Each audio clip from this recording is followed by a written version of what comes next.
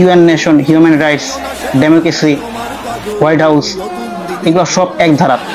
আর এদের মূল কাজ হচ্ছে মুসলমানদের দাবায় রাখা। বা কোনো মুসলমান ডেমোক্রেসি, হিউম্যান রাইটস,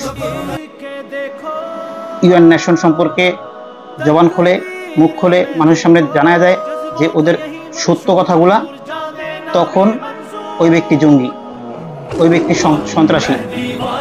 কিন্তু আসলে সত্যকার সন্ত্রাসী তো ওরা।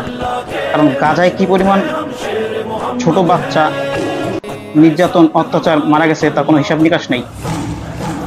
অহর নিউজ। প্রতিটা মুসলমান কান্ট্রি মার খেতেছে, প্রতিটা মুসলমান কান্ট্রির উপর নির্যাতন, জুলুম ওরা চালাইতেছে। মুসলমানদের বোকা বানানোর জন্য এটা ধোঁকা। মুসলমান কান্ট্রিগুলোকে, মুসলমান মানুষও বোকা, মুসলমানের সতর্ক থাকতে হইব যে ওরা আমাদের পদ্ধতি অবলম্বন করে একের পর এক দেশ দখল করতেছে।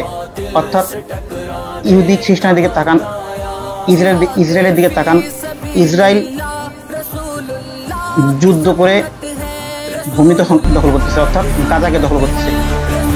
কিন্তু মুসলমানদের বুনিয়াদি জিহাদ ফিসাবিলিল্লাহ, যার দ্বারা হযরত ওমর রাদিয়াল্লাহু তাআলা আনহু পুরো বিশ্বকে শাসন করছে, ভূখণ্ড বাড়ছে।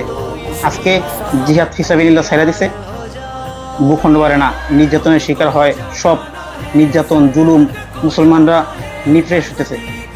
এরকম অবস্থা ফিলিস্তিন মার খাইতেছে, কেউ কিছু বলতেছে না যে আমি তো ভালো আছি। আমাদের দেশের মধ্যে কিছু মানুষ বুঝতেছে যে আসলে এটা দিন কায়েমের সঠিক পথ না, তাও জবান করতেছে না আমি ভালো আছি, তাও জবান করতেছে না, কারণ আমি তো ভালো আছি, আমার তো কোনো সমস্যা নেই। মূলত হলো যে আল্লাহর হুকুম মানা, শুধু আল্লাহর জন্য করা এবং আল্লাহ রাসূলকে রাজি খুশি করা।